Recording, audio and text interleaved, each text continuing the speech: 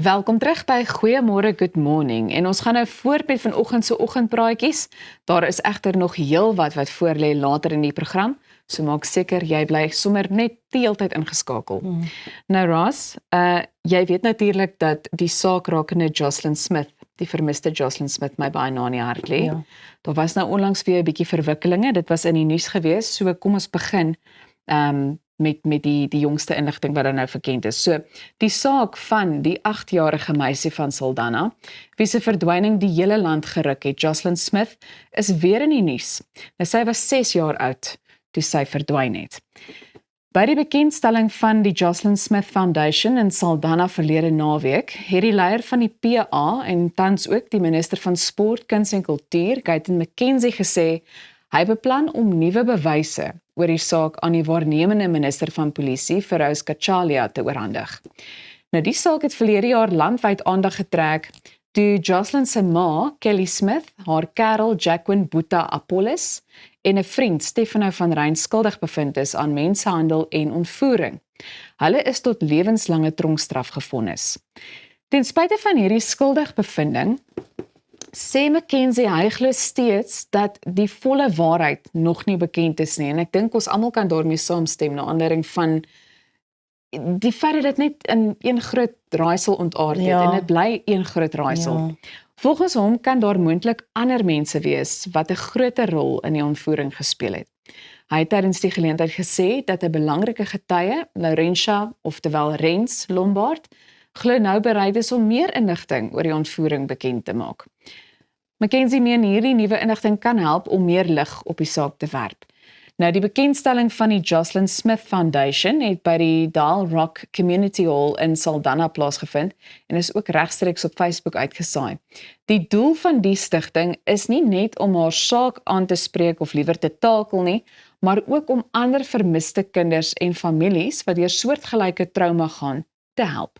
McKenzie het egter ook aangekondig dat hy 'n tree terug gaan neem van die stigting, aangesien sy rol as minister beteken dat hy nie baie nouer by die bestuur daarvan betrokke kan wees nie.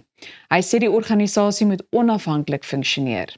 Nou, nog iets waarop die stigting sal fokus is om Jocelyn se boetie en sussie, wat volgens McKenzie deur 'n baie moeilike tyd gaan, te ondersteun.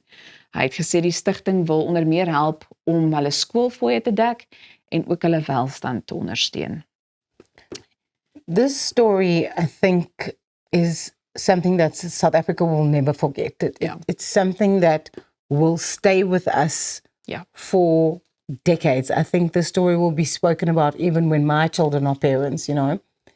And what, for me, as someone who has 2 kids, I think wat het vir my so moeilik maak, is die feit dat ek glo Jocelyn se ma weet presies wat gebeur het, en die feit dat sy net nie praat nie, en dat sy net nie wil sê wat eintlik gebeur het nie. Die feit dat sy weet, volgens my, dit breek my hart net om te dink dat iets met daai kind gebeur het, en daar is mense wat weet wat wel met Jocelyn gebeur het, en people are just not speaking out about it. Ek dink wat vir my sleg is die feit dat daar van die begin af, jy weet, daar was, die hele ondersoek was verkeerd hanteer, daar baie dinge in die pad gestaan van, ek dink die sukses daarvan ook, jy weet, baie dinge het die ondersoek belemmer, daar het intussen nou 'n ander privaat speler ook betrokke geraak, en volgens die persoon is daar nou sommige dinge wat nie sin maak nie. Hy het gesê hy het na die ouma toe uitgereik om die ouma basies te help en in daai hoedanigheid op te tree. So ek dink, soos wat jy sê, dit het die hele land geruk, en ek dink op die einde van die dag, jy weet, baie mense sal sê, dit is nou wat hulle daarvan dink. Ek dink, die oorgrote meerderheid hoop steeds vir 'n goeie einde. Of sommige mense nou van mening is dat dit naïef is of nie, maar ek dink werklik aan die familie ook in hierdie tyd, jy weet, dit is net vir my verskriklik, tragies om te dink, dat die familie op die einde van die dag sukkel om dit te hanteer, en dan natuurlik die boetie en die sussie ook, jy weet, wat regtig waar ook deur 'n moeilike tyd gaan, soos wat hulle nou sê.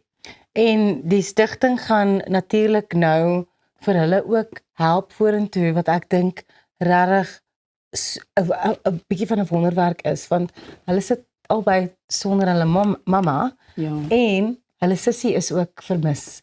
So die trauma waardeur die kinders is, dink ek, die ander twee kinders dink ek is iets wat nie regtig baie aandag gekry het nie. En nou dat hierdie stigting bekendgestel is en daar's 'n plan vir hulle vorentoe in terme van ondersteuning en skoolfooie en daai tipe goed, is eintlik dit het nou ek wil nie sê 'n goeie einde gehad nie, maar hulle pad na herstel kan nou bietjie beter gaan en bietjie meer positief begin.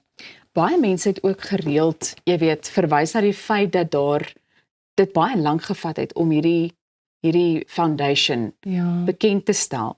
So ek weet, jy weet, daar was baie vrae gewees wat gerig is aan die minister spesifiek, na aanleiding van die feit dat 'n mens verwag het dat hierdie spesifieke foundation vroeër al gestig sou gewees het.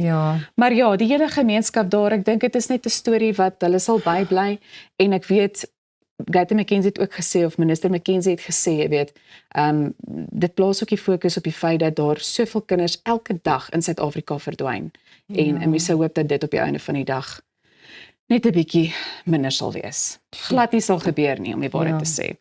Goed, ons gesels net hierna oor waarom Suid-Afrikaners voel dat hulle te min betaal word. 'n gesprek waarvoor jy beslis ingeskakel wil bly.